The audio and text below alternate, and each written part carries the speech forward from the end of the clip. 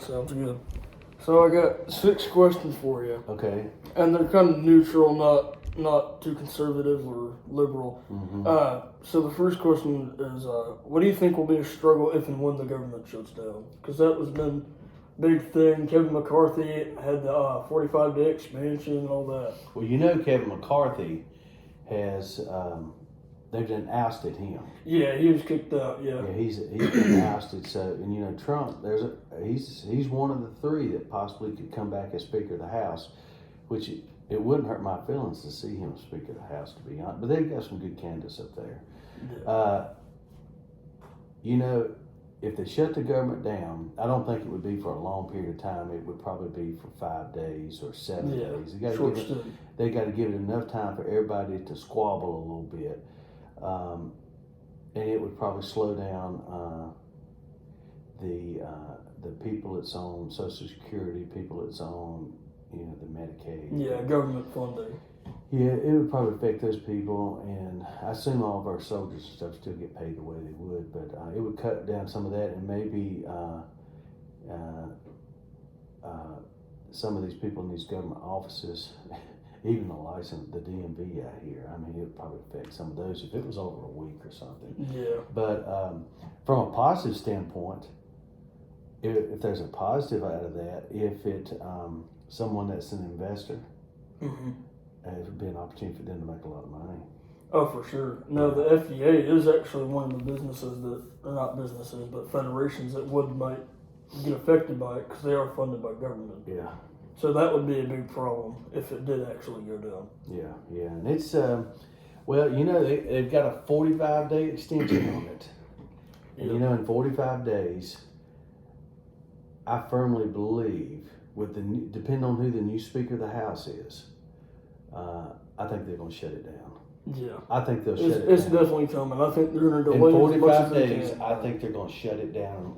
They'll shut it down because with McCarthy, he was wanting to keep everybody paid, keep everything rolling, but the majority of them didn't want to do that. So that's the reason they voted him out. So I think on the next go around, unless something changes, I think it'll probably be shut down. All right. In my opinion. And they've got, there's the current administration will have to move from their position that they are now. With Ukraine sending all the money over here, and we're not protecting our wall. The veterans over here need to be taken better care of instead of all that money going to Ukraine. And there's really, all the money's gone over there. There's really no direction. I mean, what was the money sent over there for? Yeah, it was for Ukraine. Yeah. But I mean, what's the purpose? Yeah, I mean, they're fighting Russia, but what's the purpose? What's the purpose? So they're gonna have to do the current administration is gonna have to do a little better job of laying that out if they want to avoid a government shutdown. Because they're gonna hold him to it on these next 45. These next 45 days is gonna be something. That's very very pressured. Yeah, and I just heard today that it's something they said that Biden said prior to being elected, in which he stood by that he wouldn't build the wall. Yeah. He didn't want to, in which we need a wall there. We need there's nothing wrong with people coming over to the United States, but do it the proper way. Yeah. Do it the proper way. But he said, no, we're not going to do it. But just in the last day or two, he has completely shifted his thought process on that. Now he's wanting to build a wall. Yeah. So he's just shifted. So he's going to have to do a few more things like that in order to get the House to keep from shutting down the government. For sure. Yeah. Okay, so the next question is, what group of people, if any, are in need of a larger representation in government processes? Well,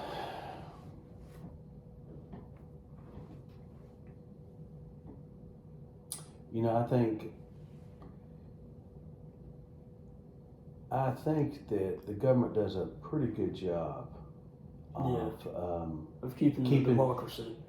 Yeah, keeping democracy, but also keeping different races and groups of people employed. And sometimes I think they can take that to an extreme and favor one side over another, one race over another race, which I don't think is fair.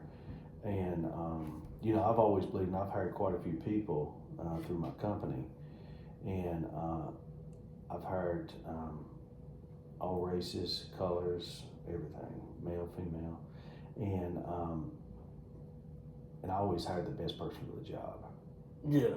And never seen, a color, whether black, white, Asian, it didn't make any difference. Yeah. Who was best for the job. And I think our government needs to do a better job of doing that.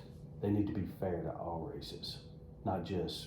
Not having it lopsided. That's exactly right. Not favor one race over the other, just because they're a minority. Because that's really discriminating against other races. Oh, for sure. Yeah. So. Okay. So what governmental changes that were caused by COVID have affected you the most or your family? Well,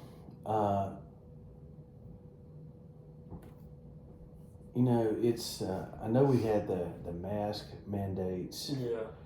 And they're trying to push the vaccination mandate too, but that didn't get through because that's just big. Yeah, and then they really pushed them when COVID was out. Even the president was on Biden was on television telling everybody to do it, and some of the hospital administrators are saying that people wouldn't be seen. But I tell you what, it's really changed the way people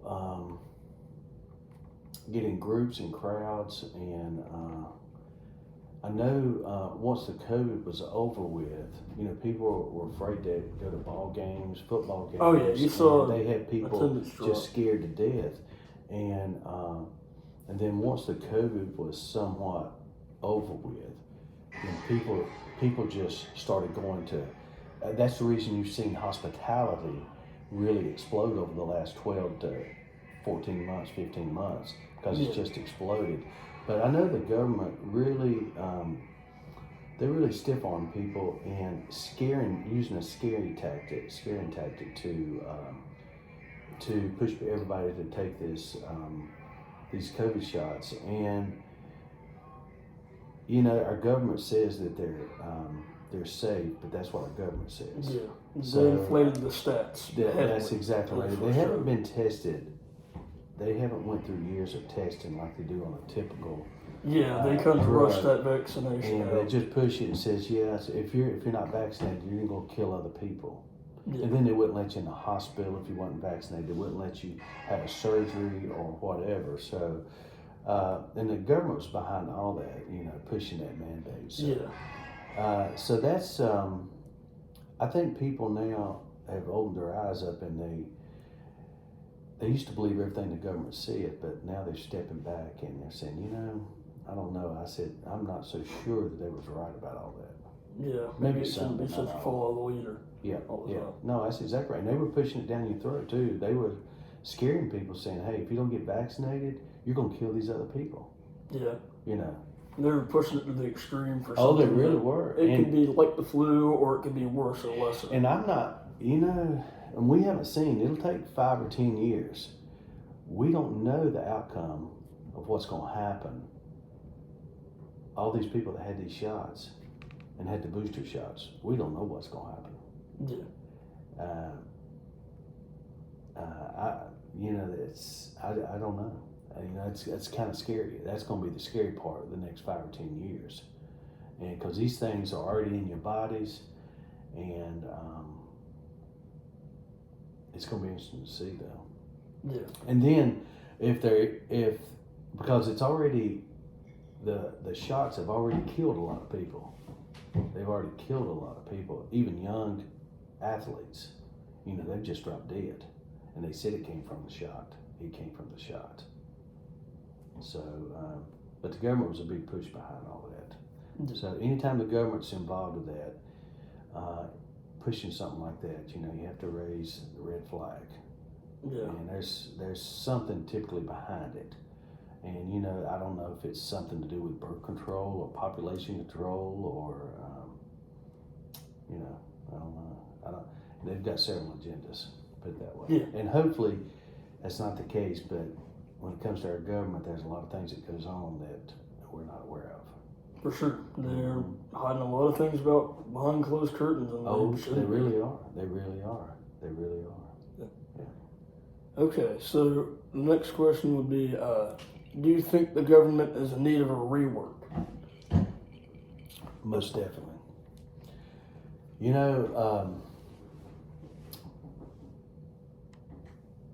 Politicians go into, they get a job to serve the people. Typically, most of them will go in somewhere around a salary of $165,000. Okay? Nancy Pelosi, for example, makes about $230,000 a year. However, her net worth now is about $200 million. She owns all these big, huge mansions, and she's not the only one. All these politicians are getting filthy rich, and what they're doing, they're getting rich off of from different funding from different sources that are given to campaigns or whatever, and these people are just getting filthy rich out of it. Most definitely, we need this. We need to get. I don't care if we have 2 or 3 parties now, and Democrat, Republican, Independent. We just need somebody that's going to work for the people. And what we have now is not working for the people. These people are corrupt. They're corrupt. They are in it for themselves. They're padding their back pocket. They're building these mega mansions. And we need somebody that's going to represent the people. I think there's some good people up there, Democrat, Republican, Independent. I think there's probably some good ones, but something needs to be done. And the right candidate's going to have to do it. I don't know who that candidate is. That we've got to get rid of these bad people that's in there. They'll talk one thing on television, but they do something completely different. Yeah. And I tell you, that's the reason everybody loses trust in our government. And I'll give you a prime example. When we had COVID, nobody could go anywhere. Everybody had to wear a mask, or they'd throw you in jail and all this other stuff. And you couldn't remember, you go to the grocery store, you couldn't get a lot of groceries because the shelves were bad. Yeah, everybody was scared. One example, they was interviewing Nancy Pelosi during the COVID. They was at her house, and she had these 2 big, huge, they're probably 7 or 8 feet tall, refrigerator freezers. They're probably about they were high end, so there's probably $10,000 or $12,000, $15,000 a piece, and they were plumb full of ice cream. And she was on television bragging that she had all this ice cream. She opened up the door and said, "Look at all my ice cream." That's a prime example. And what that's doing is that's just putting a stick in people's eyes. People, the average worker, taxpayer out here couldn't do that. They couldn't even leave their house. In many cases, they didn't even have food in the grocery stores to be able to put into the refrigerator during this COVID. And but she's on television showing what all she's got, and it's just not right. It's not right. And then they're pushing these face masks, these mandates. They'd throw you in jail or whatever if you didn't have her. You couldn't go in the grocery store. You couldn't go to hospital or whatever. Well, she's out here, and they got it on video. She's out here. She's having a big old grand party. Probably 150 people. Nobody has a mask on. Yeah. So they're gonna have to do a better job. They're gonna have to walk the talk. Yeah. They're gonna have to walk the talk. And if they're pushing it down to us, then they should be accountable and do the same thing. Yeah. It's not fair, because when people see it, they're saying, "Hey, we can't leave our house. We got to have masks on." And nobody likes to wear these masks. They're uncomfortable. But you better wear them, or you'll go to jail, or you'll be kicked out of the place. But she can go to her hairdresser or whatever, and they got everything on video. I'm using her as an example because they had it on television. And she doesn't, she doesn't have to abide by the rules. So people are tired of that. That's the reason we need to do something in government to, one, bring everybody together, to quit this fighting and squabbling, and they need to work for the people, and get rid of these old people that's been in there 100 years. Get rid of them people. Get some new people, new ideas that are willing to work together. That's what they need. Yeah. An age gap is actually a big part, like you see it in Congress and the House of Reps. You don't have anybody, or relatively anybody, below the age of like 60, so the younger demographic's not getting represented at all. Yeah, no, they're not, and some of these people are like 80 years old. I think Nancy Pelosi's 83. I just seen her on television today. It's the only reason I'm pulling her name out, but I mean, all these folks are just, they need to go ahead and retire. Let's get some new blood in here, some new ideas, and maybe get things straightened out. Yeah, for sure. And and I tell you, one of the things I think it's in government, which is, it'd be nice if we had people that wasn't so far extreme left, extreme right, and pull everybody more closer to the center. And that AOC, for example, she doesn't want any gas engines. She wants everything green. She wants all the planes to run off. That's not easy to do at all. Well, it's not. And this renewable energy, like these batteries, the components come from. The majority of those components come from China, the child labor, and they're coming from these other third world countries. Some of these minerals that make up these batteries, and it's coming from child labor. Yeah. And then they're having to go in there with big dozers and all that and pull this stuff out of the ground. Well, look at all they're worried about the CO2 and all this that's going up in the air. But look at the child labor that's going on. Yeah, and look what they're having. Look how much it takes of that just to produce that, to say that you're using you're doing green energy or doing clean. Yeah, so you're really not. I mean, you look at all the equipment and the child labor and coming from China, and look at what's all involved in that process. But they won't talk about that process. They don't want to talk about that. It says, we're going all electric, which in my opinion, I don't think electric's the way to go. Maybe around town it is, but that's, it's just not the way. Our electric grid will not support it. It won't support it across the United States. It will not support it. I mean, it wouldn't support it prior to the electric vehicles. Like in California, they have all these blackouts. Yeah. And so you tell me, you get all these electric vehicles out here, the grid won't support it. It's not going to support it. So the thought process, I think we're on the right path, but I think it's got to go. It's either going to have to be hydrogen, if they can figure something out with hydrogen, or if they figure like a nuclear. Nuclear power is a big thing. I mean, it run for 60 years, 70 years, 80 years.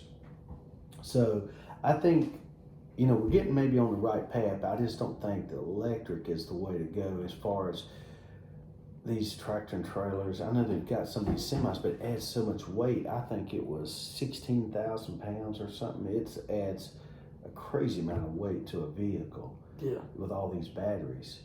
And then, you're not hearing people talk about, well, what are we going to do with these batteries once they're, once the life cycle's gone, what are you going to do with the batteries? Where's and I assume that they recycle all that, but I don't know. Lithium's a major pollutant. It's not much better than CO2. You see, nobody's really talking about it. They will. You get the right people in office, and you get the right team of people, and they start evaluating this from the concept, from getting it out of the earth and everything that's involved in that, and then on the tail end, after you go through the life cycle, what happens to that product? You get the right people in there, flow charting all this, and looking at that process, they're gonna say, wow, we're not very efficient here, and plus we're really polluting. We're actually doing more harm than we're doing good. So I think you're gonna have some work to do on that. There's opportunities, but I think it's going to be the nuclear hydrogen. So it's got to be something like that, or a different technology that we're not aware of yet. Yeah. All right. but definitely, I mean, nuclear power is a big part Nuclear, because you know, and I'm gonna tell you, I thought 4 or 5 years ago, because nuclear, and it doesn't take much nuclear. If you had these nuclear um, charging packs or whatever you want to call them, that was universal for all vehicles. Just say if there was a 4 by 6 inch thick, and it was nuclear, and they would run for 100 years, and you can take them out of one vehicle, put them in another vehicle, or vice versa. If somebody could do that, that would eliminate all the problems. You don't have to be for sure. You don't have to be on the electric grid. You don't have to do any of that stuff. You just insert your card and insert that into your car, and you're ready. And to it go. runs forever. And it would run forever. Exactly. And the good thing is, if the car, you run the wheels off and mechanically it's just not suitable to drive anymore, pull that pack out and put it in your next car. Exactly. See, I'm telling you, I'm a firm believer. I think we get the right people in there. I think that may be the avenue. That is definitely the I like the nuclear concept myself. I like that. And hydrogen, they're already doing some stuff with hydrogen now, but you know, it's going to have to be something like electric, just not to work. You see, if you live in Florida, for example, you got a hurricane coming through there, bad storm, and now everybody's stuck on I-95 or whatever that road is that's coming out of Florida. Everybody, then their batteries all go dead. They're all sitting on the interstate. Exactly. It just doesn't make sense. Yeah. It doesn't make sense. But it's good around town though. Oh, for sure. It's good It's around very, town. very Yeah. helpful short distance. Oh yeah, I agree. Okay, so I am curious about this one. What political candidates, either local or federal, do you support? Candidates. Well, you know, I support one that's going to be the best for the people.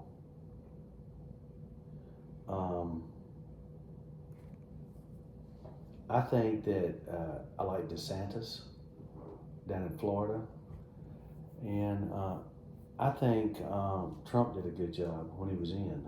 And a lot of people, they liked Trump prior to him running for president, and then they didn't like him after that. You know, he's definitely controversial. He's controversial, but there's one thing about it: the countries around the world respected us. Yeah. We're kind of a laughing stock now, to be honest with you, and we look weak. And but under his reign, we was a strong country, and everybody respected us, and which that's not the case now. That's not the case. That's just like example is Russia and China and North Korea. They've met over the last 6 or 8 weeks, and they've got a little alliance together now. So it wouldn't surprise me if those 3 countries don't attack us. I would not at all be surprised, because we're weak. We're the weakest now we've been in a while. But they met about 6 or 7, 8 weeks ago, and they've got a little alliance going now. So, and the only reason they're doing that is because we're weak. We're showing that we're weak. So that's the reason I do like. That's one of the reasons why I like Trump. I just go off of the strength part of it, because you know we all got friends, families here, and I don't want to be attacked. No, because our world would change completely. But the only reason people attack us is if they see that we're weak.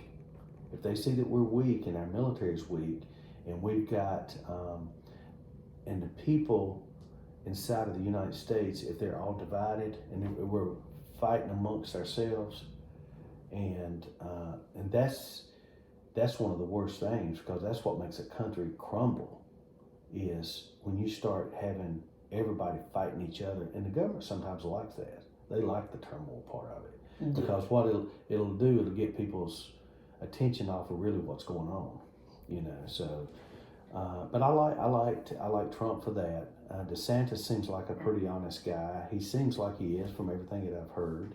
And I like the guy from Virginia. And you know, I like people that not afraid. They're not afraid to pray. and they mean what they say, and they're going to protect our borders. And there's nothing wrong with people coming over here, but do it the legal way. Let's do it the legal way, because there's not all good people coming over here. Yeah, there are drug cartels. The and drug everything cartel. from Just that, look at Mexico, look at all the drugs. I mean, they're coming from Honduras. They're coming from everywhere. They're bringing all these drugs in. And then they've got these gangs. They've got all these different gangs, man, and it's not tell you, our country's not near as safe as it was a couple years ago. It's not something inviting at all. I was down in Hollywood, Florida, about a week ago. I was down there for an event down there, and wow, it's like a third world country. It's like a third world country. I was glad to be back in North Carolina. Oh, yeah. But it's just, it's kind of sad, but I can't imagine it going on much longer until something's gonna happen. Something's gonna trigger something somewhere. Yeah. There's gonna be something. I don't know if we get attacked by Russia, China, and North Korea. There's something that's gonna happen though. There's something, and you know, another thing that, and this is kind of unrelated to that, but you know, talking about this digital currency, talking about the digital currency, talking about the reserve currency, which is the dollar. And you know, all the BRIC countries now have voted to start buying oil, not in US dollars, but in their currency. So what that does, Devalues. it really does. It devalues our dollar, our currency. So, you know, it wouldn't surprise me. China's holding a lot of our debt. They're holding $2 trillion plus of our debt. And Japan's going to be okay, but China's holding a lot. I mean, once they come up and say, "Oh, okay, you know, we're going to cash out these 2.5. We don't want to hold your debt no more." Yeah. Can you imagine what it's going to do to the dollar? It's going to tank it. It's Yeah. going to tank it.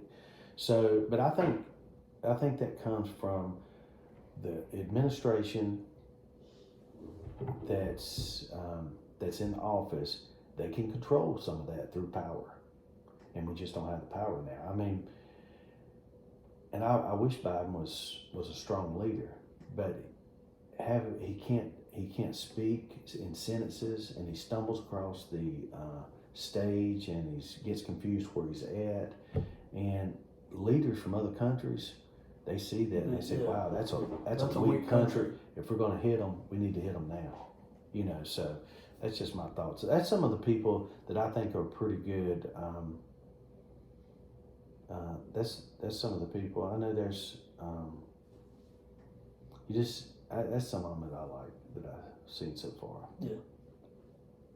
But having a strong president, somebody who doesn't hold back at all, is definitely a vital part of keeping your Well, you've country got safe. to, for the safety of the country, you've got to have somebody that's strong, because you got people like Putin, and they don't hold back. They don't hold back. They don't care. They're not concerned about killing people or poisoning people. They don't care, because they've done it, and they go off of strength. And when they see weakness, I mean, they just they go after it. They go out like a shark after blood. You know, they go after it.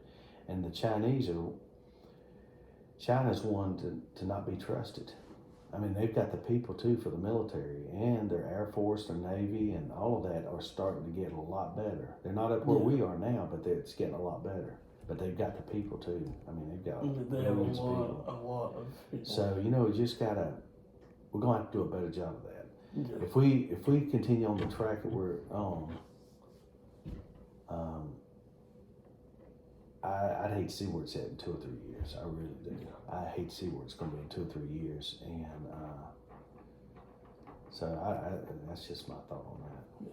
So this last question is going to kind of be a connection into what we were just talking about. Mm-hmm. Where do you stand on the war in Ukraine, and do you think that we should send in troops, or should we put more support in, or less, or just where's your stance on the whole? You know, we've sent a ton of money over to Ukraine, and I tell you, the last thing I want to see is anybody get harmed or killed. Yeah.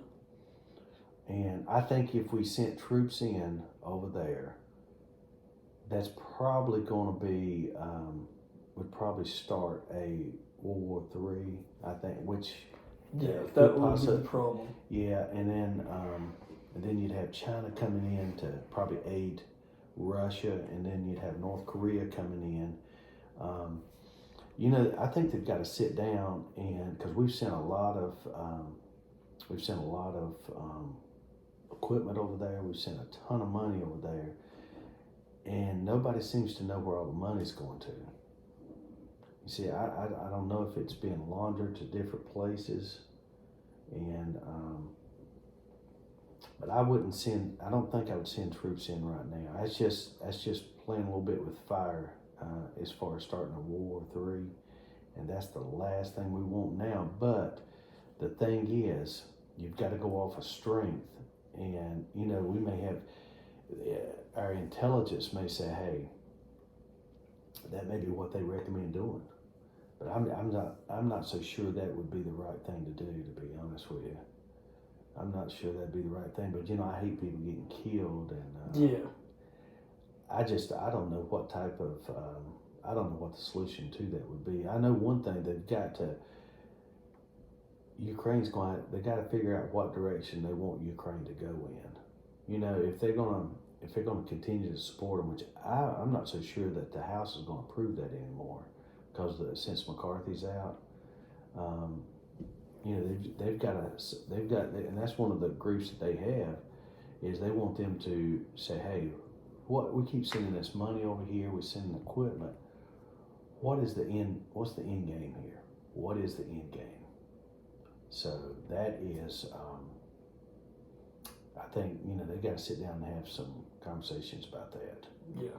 And, and if they've got something that makes sense, hey, that's fine. But you got to make sure that all the money's being applied the way it should be applied. It's when you start sending that kind of money over there, it's pretty easy for $1 million or $10 million to go in different areas. To be honest with you, and to actually come back into our government. And I hate to think like that, but there's probably some of that going on. And because they've got records with Biden and Hunter, and with family members, where they were getting kickbacks, and so anyhow. So it's that's a touchy one there, but we're gonna find out real soon, because from everything I'm hearing, the House is not gonna support any more funding. So until they get some direction on where the end game is on this, so it's getting ready to get real interesting, and then within those 45 days, it's gonna get real interesting. So. What would that be, about the end of November, maybe about the end of November? It's going to be real interesting to see what's going on. And then I tell you though, if you trade in the stock market, it'd be an opportunity. And I hate to think like that, but it'd be an opportunity in the stock market too, because they shut the government down. It's going to tank. It'll tank the stocks, but and then they'll come back. They'll come back after. Once it starts back up. Yeah, it'll be a good time to invest. Oh, sure. Really, it'll be a good time to buy those bottoms. It'll be a good time to buy the bottoms. So, it's good and bad and everything. You just have to take what's given to you and make the best with it. Yeah. Well, thank you for your time, Robert. I enjoyed it. Thank you very much. Yeah, great. Enjoyed the interview. Oh, yeah. Thank you. What you gonna